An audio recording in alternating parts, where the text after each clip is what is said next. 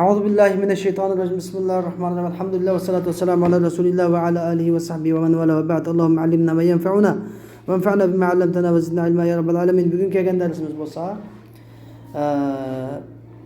İdahul Mubham li Maani Sullam degan kitobimizning Anva'ud Dalalatil Vad'iyyah degan yerga keldik. Endi biz bu darsga kirishdan burun bir muqaddima so'zlashga to'g'ri keladi. Ya'ni biz oldingi darsimizda tasavvur degan ilm mantiq degan bir ilmdan boshlaymiz. Ilm bir narsa bilish degan gap. Ilm degan narsadan boshlaydi. Ya tasavvur bo'ladi, ya nima bo'ladi? Tasdiq bo'ladi dedik. Xo'sh, endi bu tasavvur degan nima dedik? Idrak mufrad dedik. Tasdiq degancha idraku vuqu'in nisbat dedik. Shundaymi? Endi biz avvalan tasdiq bo'ldi kelamdi, tasavvur bo'lsa tasavvur bo'ldi keladi. Inson zihnida bir narsani tasavvur qiladi. Aql bilan bir narsani tasavvur qiladi, bir ma'nini tasavvur qiladi. Undan keyin bu tasavvurni ma'lum bir lafzi bilan, bir lafzini ishlatиш bilan nima qiladi? Ifodalaydi. Endi bu ishlatilgan lafzining shu ko'ngildagi shu nimaga tasavvurga dalolat qilishi, shu tasavvurni ifodalashini nima qiladi? Dalolat deb ataladi. Lafzning, ya'ni aytilgan lafzning, quyilib ishlatilgan lafzning shu ko'ngildagi tasavvur, shu yolg'iz mufrat ma'niga dalolat qilishini nima ataladi? Dalolat deb ataladi. Xo'sh, endi bu dalolat ba'zida ko'nglimizdagi ma'nining o'ziga komil dalolat qiladi. Ba'zida ko'nglimizga ma'nining bir qismiga dalolat qiladi bu lafz. Ba'zida bu shu lafz bu ko'nglimizga ma'nidan boshqa bir ma'niga dalolat qiladi. Bu ma'niga emas, yangi bir ma'niga dalolat qiladi. Qanday qilib desa, ya'ni ko'nglimizga ma'nidan boshqa bir ma'ni lozim keladi. Shuning lozimisiga dalolat qiladi. Tushundingmi? Mana bu shu qoidani nima uchun buni so'zlaydi desanglar, bizga biz tasavvur qilmoqchimizlar, tasavvur. Tasavvurga kirish uchun kulliyatni qamiz kirish uchun demak, avvalan biz tasavvur degan ko'nglimizga narsa, zihnimizga narsa. Bu narsani cho'qim ifodalash kerak. Nima bilan ifodalanadi? Lafz bilan ifodalanadi. Undan keyin lafz bilan tasavvurning o'rtasida bir aloqa va bog'lanish. Bu bog'lanish nima degan dalolat. Demak, bu dalolatni o'qishimiz kerak. Undan dalolat uch xil bo'lgan bo'ldi. Dalola nima? Biri mutabaqa, ko'nglimizga ma'niga hammaga dalolat qilsa. Yana biri dalola tadammun, agar bir qismiga dalolat qilsa ma'niga. Dalola iltizam, agar boshqa bir ma'niga, shu ko'nglimizga ma'ni lozim kelib tutadigan yana bir ma'niga dalolat qilsa dalola al-iltizam deb uchga bo'ldik ekanmiz. Endi xo'sh, musannif bu yerda dedi anva'u ad-dalalati al-vad'iyya dedi. Anva'u ad-dalala al-vad'iyya. Demak biz hozir dalolatni tushundik ha. Endi vad'iyya deb qo'ydim. Vad'iyya degan gapdan nima chiqadi desanglar? Vad'iyya degan gapdan demak dalolatlar bir qanchaga bo'linadi degan gap chiqadi. Biri vad'iyya, dalala vad'iyya.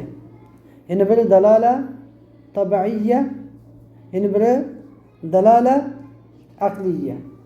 Tushundingmi? Shu kim degan. Demak, bu yerdagi dalolatda bizning dalolatul lafz degan bir gap bor, lafz. Dalolat ba'zida og'zimizdan chiqqan gap bilan dalolat qiladi. Ba'zida g'ayrul lafz bo'ladi. Og'zimizdan gap chiqmasa bu dalolat qiladi shu. Og'zimizdan chiqqan gap bilan masalan asad desak, asad degan bir yirtqich hayvonga, bu yoyilari bor, yirtqich hayvonga dalolat qiladi. Tushundingmi? Bu nima ataladi? Dalala lafziyya. Og'zimizdan chiqdimi? Uni keyindan ba'zida o't ketgan, bu tutun chiqib turibdi bu yerdan. Bu yerdan tutun chiqadigan bo'lsa, bu chiqadigan tutunning o'zi nimaga dalolat qiladi? O't ketganligiga, bu yerda o't ketganligiga dalolat qiladi. Buni deb og'zimizdan o't ketdi degan chiqardik biz hozir? Chiqarmadik, ammo dalolat qildi. Buni nima deydigan? Dalala g'ayru lafziyya. Endi demak bizda dalala lafziyya, dalala g'ayru lafziyya deb ikki gap paydo bo'ldi. Endi bu shu dalala lafziyya, dalala g'ayru lafziyya ikki her birisi 3'ten 6'ga bölünür. Dalala lafziyya, vad'iyya. Vad'iyya degan shunday anlar. Ya'ni ya aytish, yezish orqali, ya bir so'zni bir ma'noni ishiltish orqali. Dalala tabiiyya, ya'ni bir dalala nima? Aqliyya. lafziye 3 gibi. Endi gayru lafziye kaman 3 gibi bo'ladi. Dalala gayru lafziye vad'iyye, tabiiyye ve aqliye deb 3 gibi bo'ladi. Ve 6 qism bilan nima? Shundan bizga mujda bilib, mushuning orasini hammadan tushunib bitib qolib, uni keyin bizga hammani tushuntirib beradi. Sizga hammasi lozim emas. Muhim bo'lgan mushu qismlarning ichidan faqat bir qism. Ilmul mantiqning mavzusi nima? Ilmul mantiqning mavzusi faqat dalala lafziyya vad'iyya. Faqat qog'inni biz tushunib qo'yishni deb sizga so'zladik. Bo'lmasa hammani endi qilib qo'yamiz. Dalala vad'iyya, dalala lafziyya vad'iyya faqat Nima qog'inni omuz qilsa qog'inlar hammasi bu bir odamning xarakteri bilan bir odamning xarakteri o'xshamaydi. Bir odamning tabiati bilan bir odamning tabiati o'xshamaydi. Bilaning urf odat bilan bilaning urf odat o'xshamaydi.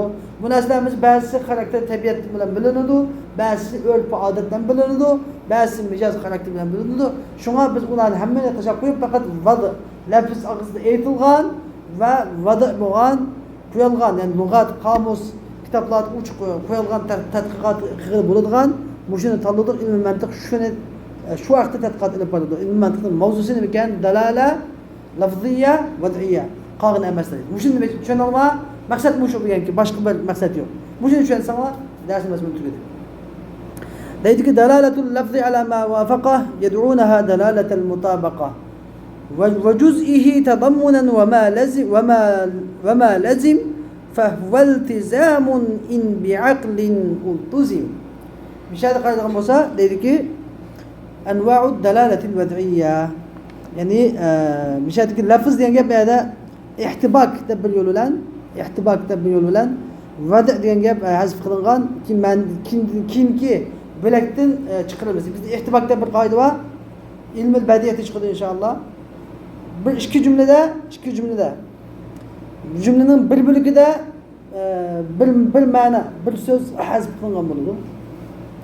Yana bir bölümünde yana bir söz hazf qilingan bo'ladi. Birinchi cümlede ma so'z hazf qilingan gapni qo'li bo'ladi. Ikkinchi cümledeki sözden birinchi cümledeki hazf qilingan so'zni qo'li. İkinci cümledeki sözden birinchi cümledeki hazf qilingan so'zni qo'li bo'ladi. İkinci cümledeki sözden birinchi cümledeki hazf qilingan so'zni qo'li nima? Birinchi cümledeki sözden ikinci cümledeki hazf qilingan so'zni qo'li. Masalan, Qur'oni Karimda bir oyat bor.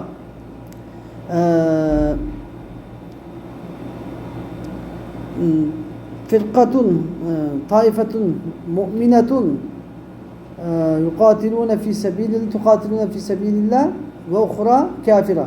Ene bir ayet var. Fi'atun mu'minatun tuqatilu fi'atun tuqatilu fi sabilillah ve ukhra kafira deb qo'ydi. Mushu ihtibok deb atildi.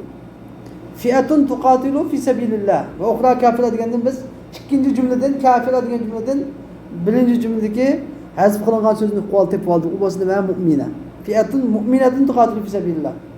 Endi ikkinchi cümlede ve birinchi cümledeki tuqatilu fi sabilillah degan so'zdan buning dal aksini ikkinchi cümlede deb oldik. Ya'ni fi'atun mu'minatun tuqatilu fi sabilillah ve ukhra nima degan gap, ya'ni fi'atun kafiratun la tuqatilu fi sabilillah. Tushundingmi? Mushunda o'tilgan ihtibak. Ajoyib bo'lib, noit badiiy bir yo'lam, ilmi badiiy chiqadi. Mana bu yerda anva'u dalalatul vad'iyya degan yerda demak dalalatul lafz tarjima degan anva'u dalalat va tarjima, ya'ni unvon. Dalalatul lafz degan gapdan biz nimani o'qidik? Ayda anva'u dalalatul vad'iyya degandiki anva'u ad-dalala degan ay anva'u dalalatil lafzi al-vad'iyya degan gap bo'ldi ekan. Degan topdik. Dalalatul lafzi ala ma wafaqa yad'unaha dalalatul mutabaqa. Xo'sh, endi dalalatul lafz lafzning ala lafz muvofiq kelgan narsaga dalolat qilishi yad'unaha degan uni nima deb chaqirdi? Dalalatul mutabaqa deb chaqirdi. Masala tushunib mana. Lafz ko'ngildagi ma'nining shu o'ziga o'z ayni dalolat qilsa, komil dalolat qilsa nima ataladi bu? Dalalatul mutabaqa deb ataladi. Ve cüz'ihi tadammunan ve ma lazim fahva iltizamun in bi'aqlin iltazim. Ultuzim. Yani ve cüz'ihi degan gapini ve dalaletul lafzi ala cüz'ihi degan bo'ldi. Lafzning ma'niniki juz'isiga dalolat qilishi tadammunan, tadammun deb ataladi. Yad'unaha tadammunan. Uni tadammun deb chaqirdi mantiqshunoslar, manotiqni deb chaqirdi. Tadammun deb chaqirdi. Yani dalalatut tadammun deb chaqirdi. Va ma lazim, endi ya'ni lozim kelgan narsa shu desa fa iltizam. Bu o'z iltizomdir. Ya'ni lafz ko'nglimizga ma'nidagi hammasiga dalolat qilmaydi ekan, bir parchasiga dalolat qilmaydi ekan, balki boshqa bir narsaga dalolat qilgan bo'lsa, lozim keladigan bu deb iltizom deb ataladi. In bi aqlin ultuzim. Ya'ni agar aql bilan lozim qilinsa deydi. Aql bilan. Demak, lozim bu yerdan 3 xil lozim keladi. Biri lozim zihni. Yani biri lazım zihni vel harici. Yani birisi lazım el harici fakat üç gibi bulunuyor.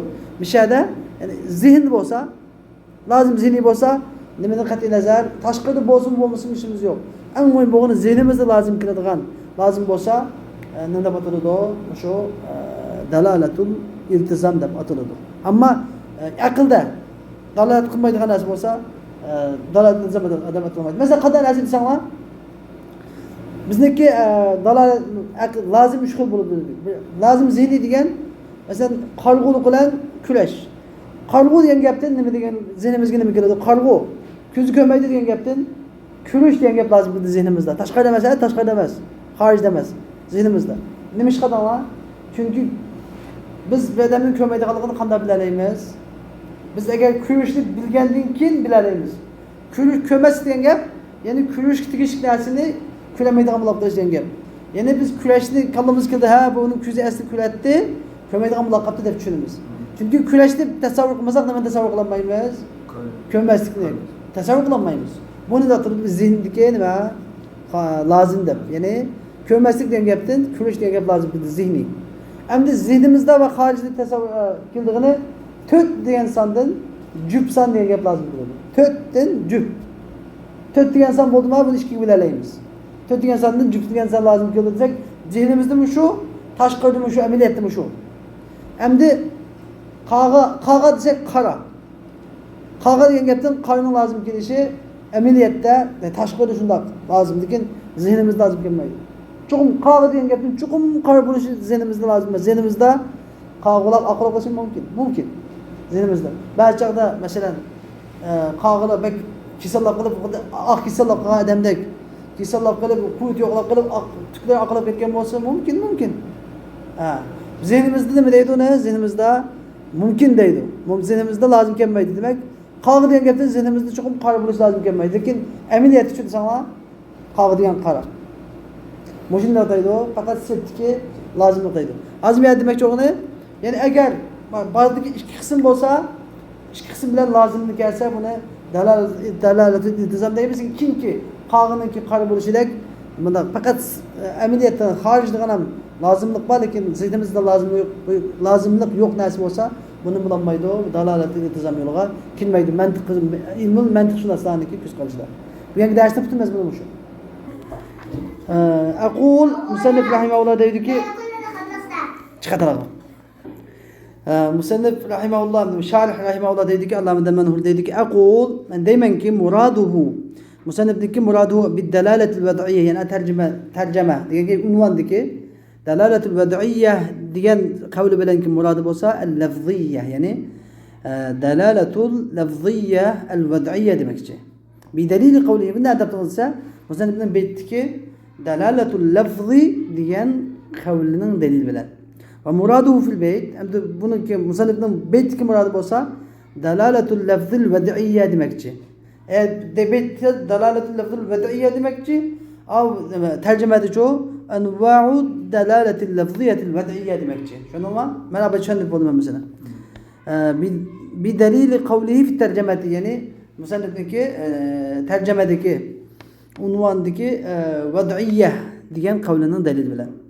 Faqad hudifa min kullin min at-tarjimati degan tarjimadan va baytin har biridan ma usbita nadhiruhu fil akhir, yana birda uning misoli, uningki o'xishi isbotlangan narsa hazf qilindi.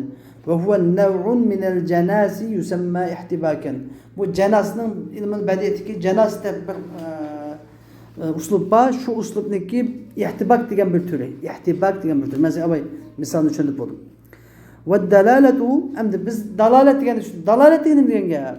Mesela bu mukaddimede düşündük dedim. Bir tasavvurni ifadeleş için çokum bizdeki bir lafizga tutuşdu ama onu dedim bu lafizga konumizdeki şu bir tasavvurni lafizniki ifade qilinishi tasavvur lafizning shu tasavvurni ko'rsatib berishi nima bo'ladi dalolat deb ataladi. Dalolat degan asl nimaga fahmu amrin min amr. Bir ishdan yana bir ishni tushunish. Bir ishdan yana bir ishni tushunish. Ya'ni ko'nglim nima lafizdan qo'yilgan bir lafizdan so'zdan ko'nglimdagi bir ma'ni, zihnimdagi bir ma'nini nima qilish, tushunish degan. Ka fahminal jurm al ma'hud min lafz as-sama'. Sama' degan so'zdan og'zimiz chiqqan, lafizga og'zimiz chiqqan gap. Sama degan so'zdan hammalarga ma'lumlik bo'lgan bir jismni bilganimizga o'xshash yana. Qaysi jism? Osmonni kutubimizga bo'lgan ko'k jism. Osmonni bilganimizga o'xshash. Unda bo'lganda falafzu sama degan lafz yusamma dallan. Sama dal deb ataladi. Val jurmul ma'hud. Hammalarga ma'lumlik bo'lgan, tunishlik bo'lgan bu jism nima deb ataladi? Madlul. Tushunarlimi? Dal degan nima ekan? Sama lafz so'z. Madlul degan ko'nglimizdagi ma'na va amaliyotga bir narsa. Demek bizde 3 narsa var. Biri zihnimizdeki mana, tasavvur. Yeni bir çoğu ameliyatdaki narsa. Ma'lum. Zihnimde salla deb o'qim bor. Ameliyatda manasi bor. Buningga salla degan bir ism bor. 3 narsa var. Salla degan ism nima? Dal. Madlulcha manasi madlul ve ko'nglimdagi, zihnimdagi tasavvur ham nima? Madlul. Tushundingmi? 3 narsa var. Demek bu ikisi o'xshash kelsa, ko'nglimdagi senle bilen manası o'xshash kelsa, nima bo'ladi? Bu dalala mutabaqa bo'ladi. Ko'nglimdagi narsa bilan manasi o'xshash kelmay, biraz büyübüchga gap qilib qolsa, dalala tadammuniya bo'ladi. Agar bu narsa emas, buni yemlik bir narsa, ma'noni lazım bo'lgan bir narsalar bilan qolsa, bu dalala iltizomiy deb ataladi. Hocam nima deydi? Falafzu samas asman degan lafz dal deb ataladi. Tunishlik jism bo'lsa madlul deb ataladi. Xo'sh. Va dalalatu bihasabid dal. Amdi dalalat bihasabid dal. Dal itibari bilan. Tushunarmi? Dal itibari bilan 6 qismga bo'linadi. Madlul itibari bilan emas. Madlul itibari bilan emas, ya'ni dal. Dal itibari bilan 6 qismga bo'linadi. Nima ishqali? Anna dal, chunki dalalat qiluvchi imma yakuna lafzan. Bu yoki lafzan bo'lish mumkin. Kal misal mutaqaddim ilgirki misal o'xshash, ya'ni osmon degan gapni sama degan lafz shu ko'k cho'ng jismga dalolat qilgan edik. Aw g'ayru lafz yoki lafz og'izda aytilmagan narsa bo'lishi mumkin. Og'izda aytilmagan narsa bo'lishi mumkin. Aqliy mesela qanday desa, kaddukhani dalli ala nar. Tutun bir yerda tutun chiqadigan bo'lsa, o'tga dalolat qildi mesela. Va kullu minhuma har biri, ya'ni bu dalolat qo'yi lafziya bo'lsin, qo'yi g'ayru lafziya bo'lsin, har biri imma yakuna dallan bil vada'. Yoki bu vada' bilan, ya'ni ishirtish, bir so'zni bir so'zga qo'yash bilan yoki bir urf odat bilan ishirtish bilan nima bo'ladi? Dalolat qiluvchi bo'ladi. Aw bi taba' yoki tabiat, xarakter, mijoz bilan dalolat qiluvchi bo'ladi yoki bil aql bilan dalolat qiluvchi bo'ladi. Demak, qism 6 ga aylandi. Dalala lafziya ma'vida hamması arif bo'lgan bilib o'tmasa bo'ladi. Qism 6 ga aylandi. Dalala lafziya, dalala g'ayri lafziya. Demak, har bir ikkisidan 3 ga bo'linadi. Nima deb? Vad'iyya, tabi'iyya, aqliyya. Har bir 3 ga 6 ga bo'lindi. Endi dasturimiz bilan qolsin. Misalu dalalatu g'ayri lafzi vad'iyya. Endi g'ayri lafz vad'iyya dalalatning misoli dalalatul isharati ala ma'na. Masalan, ishorat qilgandan og'zimizdan gap chiqqan gap yo'q bu yerda. Shunday g'ayri lafz deymiz. İşaretning dalalati masalan na'am yoki yo'q degan ma'no, ha yoki yo'q degan ma'noga. Masalan, bir odam munda qilsa, ha deganni bildirdi. Munda qilsa, yo'q deganni bildirdi. Endi biz bu yerga sizga bir gap deb qo'ydik, aytdim. Bu vad'iyya degan, va'da degan gap nimada? Ya yezish bilan, ya so'zlash bilan bo'ladi, shunami?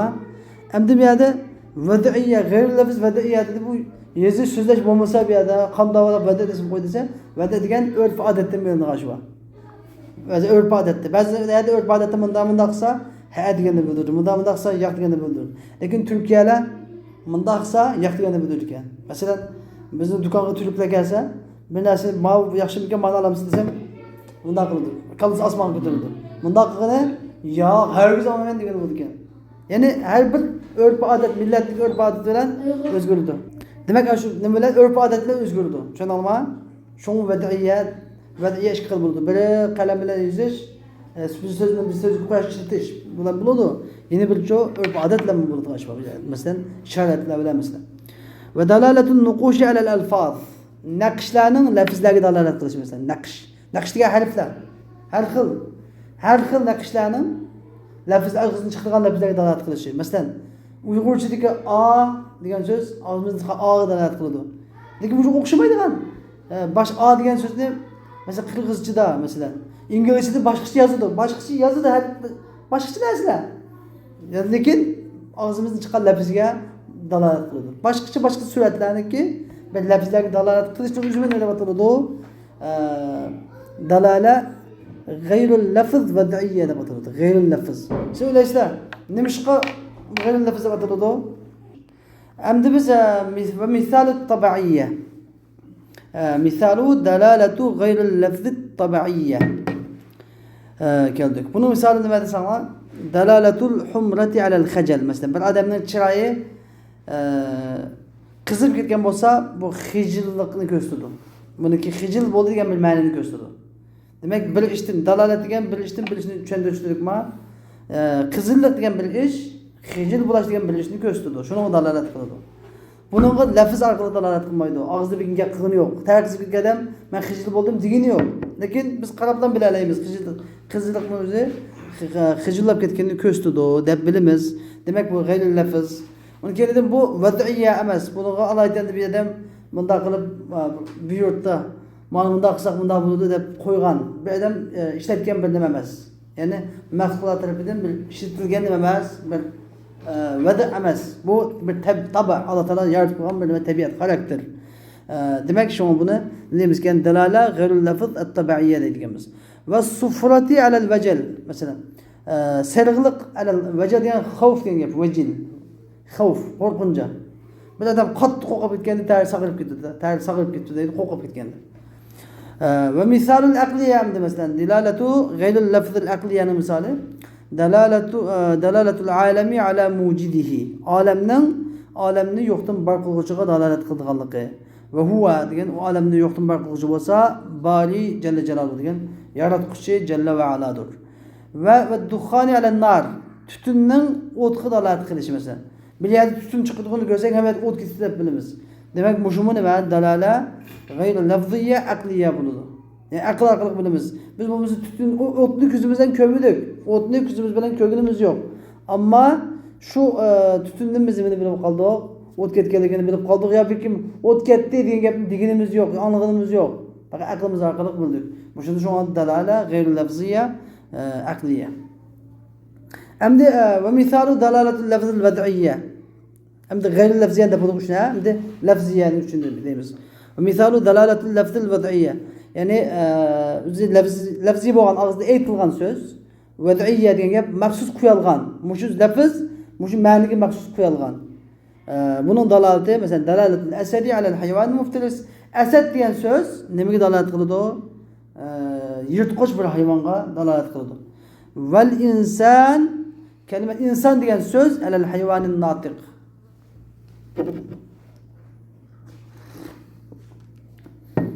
Fikr tefekkür qila oladigan, aqli bor bo'lgan, angliq bir jonliqqa dalolat qiladi.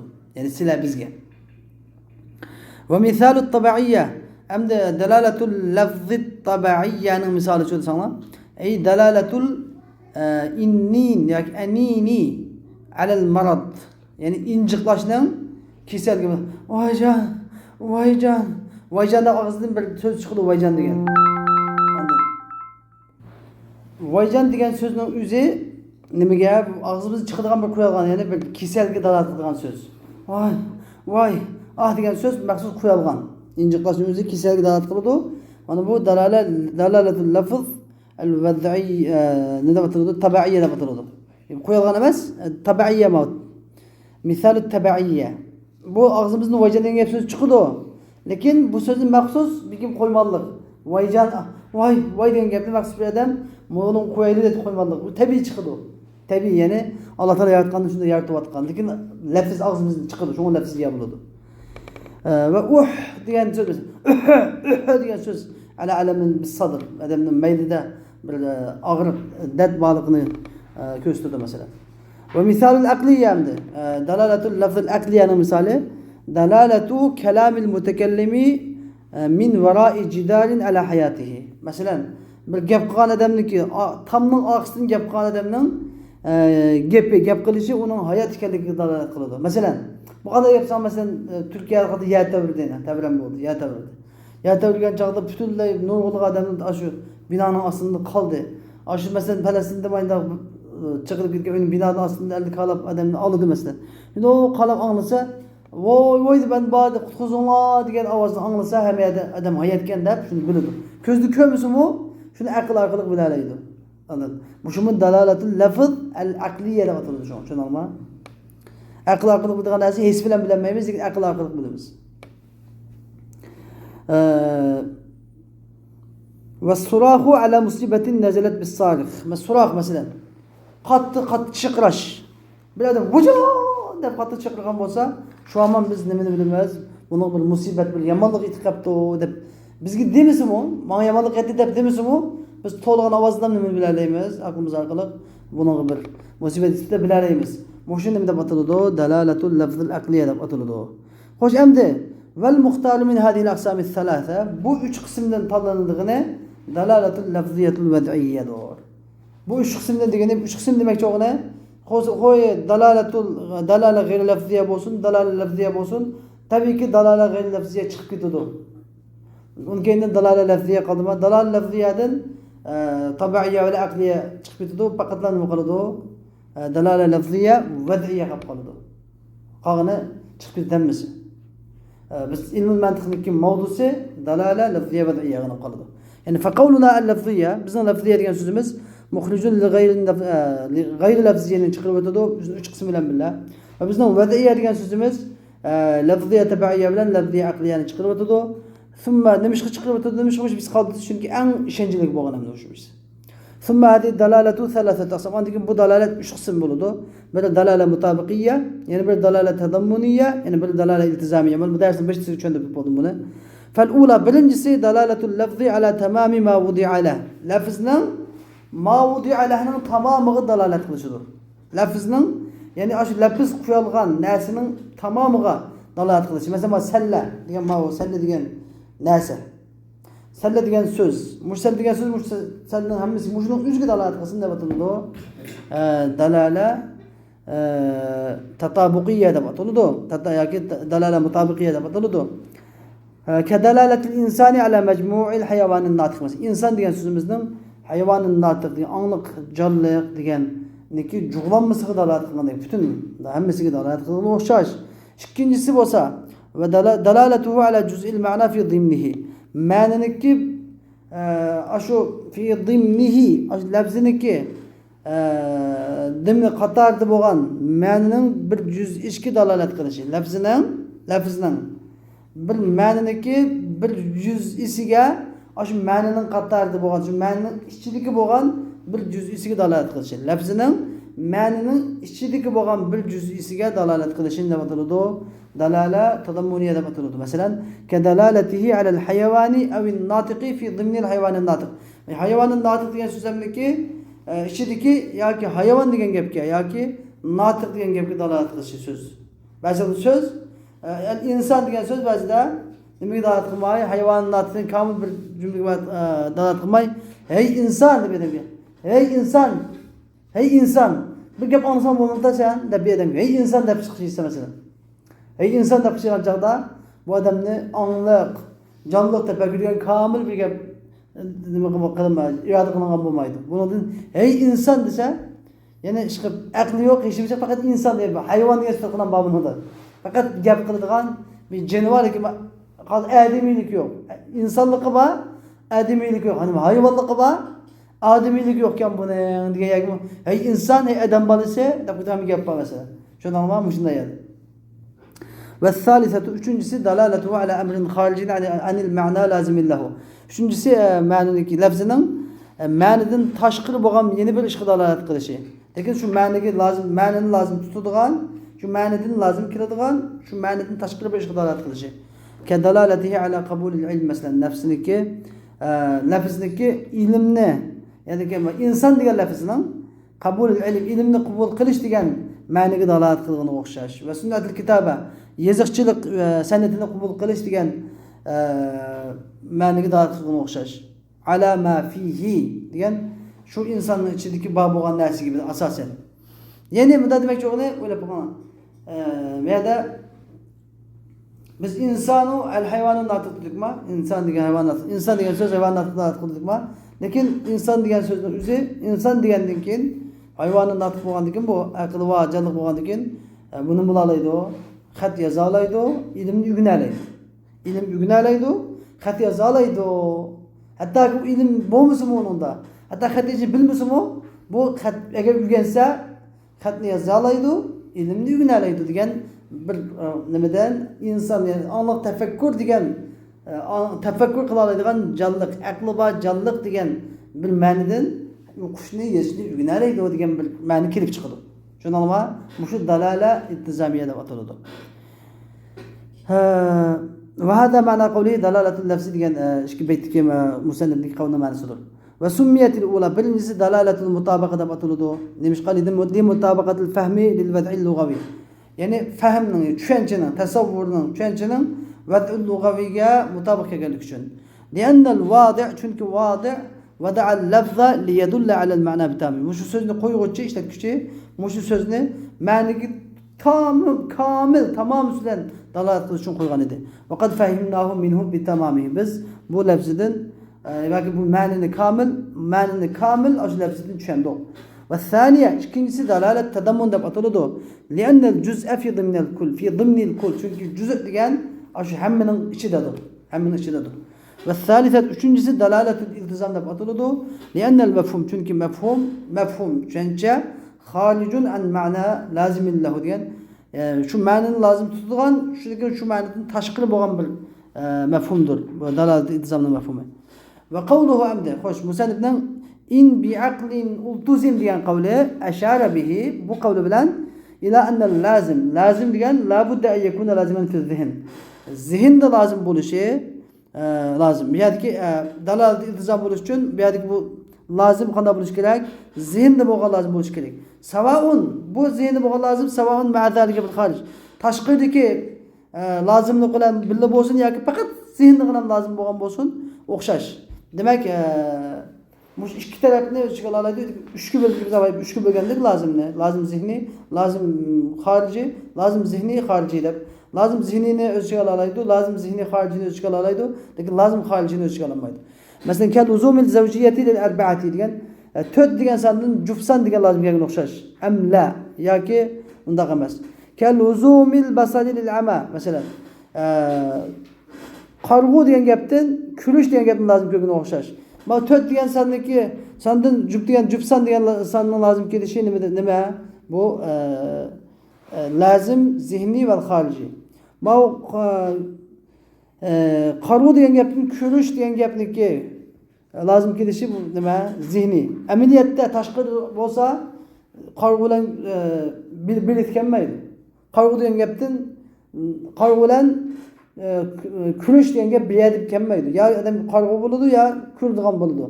Zihnimizda cho'p biz qarg'u degan gapni bilish uchun cho'qim avval kulish degan gapni tasavvur qilib bo'lgandan keyin unga ko'nmaslik degan gapni tasavvur qila olamiz. Va amma idza kana laziman fil xorij faqat amma agar faqat xorijda ham lazim bo'lsa, kasiwadil g'urab masalan, qog'ining qarmog'ini o'xshash, fala yusamma fahmu buni tushunish, mana lafzidan bu gapni tushunishning o'zi nima atalmaydi? Dalalatul iltizam deb atalmaydi indal manatiqa. Logik shunaslarniki ko'z qarashida. Va in summiya bizalika indal usul agar garchi usuliy yo'llar, usul shunaslarniki ko'z qarashida lafzdan mushuni mana xorijdagi bo'lgan lazimni tushunish nima ataladi? Dalalatul iltizam deb usuliy yo'llarni ko'z qarashida ataladi, lekin mantiqi shu narsalarni ko'z qarashini unda atalmaydi. Fal ba'u fi qawlihi hamda bu so'z qawlidagi bi aqlin degandagi ba bi ma'na fi ma'nosidan ya'ni wal muradu bil aqli fi aqlin deymiz. Fi aqlin aqlda bi aqlin ultizm dedikma bi aqlin ultizm dedikma in bi aqlin ultizm degan in fi aqlin ultizm degan ya'ni zihinda lazım kılınsa deydi. Bi aql deganda murod nima? Zihin. Yani al kuvvetul mudrika yani bilaladigan bir narsalarni bilaladigan kuvvet, kuch degan. Summa andaki inna kullu min dalalat tadammun ve dalalat zamның her biri yestelzimu dalalatul mutabaqa. Dalalatul mutabaqani lazım keltirildi. Buni degan gapni sanglar. Chuqum dalalat tadammun bo'lish uchun, dalalat iltizam bo'lish uchun chuqum nima bo'lish kerak? Dalala mutabaqa bo'lish kerak. Dalala mutabaqa bo'lib bo'lgandan keyin nima bo'ladi? Dalala iltizam bo'ladi yoki dalala tadammun bo'ladi. Dalala mutabaqa bo'lmasdan dalala tadammun bo'lmaydi. Va hiya la tastalzimuha. Ammo dalalat mutabaqa dalalat iltizam yoki dalalat tadammunni lozim keltirmaydi. Ya'ni bunda degani mumkin dalalat mutabaqa bo'lishi mumkin, dalalat iltizam bo'lmasligi, dalalat tadammun bo'lmasligi mumkin demoqchi. Kama idza kana al ma'na shundaqki agar ma'na basit bo'lib qolsa, basit degan gap bunda mufrat degan gap. Tushunarlimi? Basit degan gap ya'ni bunda bir narsalarni qurashmagan, boshqa bilaklarni qurashmagan, ya'ni boshqa bilaklarga bilinmaydigan. Javharfat deganday bir oddiy bir narsa bo'lsa, ma'ni masalan, bunun nima chiqmaydi? Dalalatda boshqa bilaklarga pojlanmaydigan narsadan nima chiqmaydi? Dalalat tadammun chiqmaydi. Vala lazimullar. Agar ma'niki lozim ma'nidan lozim qiladigan yana bir ma'nosi bo'lmasa, bu nafsidan nima chiqmaydi? Dalala iltizam chiqmaydi. Ve dalalat tadammun ba'zida dalalat iltizam bilan birlikda qilish mumkin. Yani bir lafz bir jihatdan dalalat tadammunga dalolat qilishi, bir jihatdan dalalat iltizamga dalolat qilishi mumkin.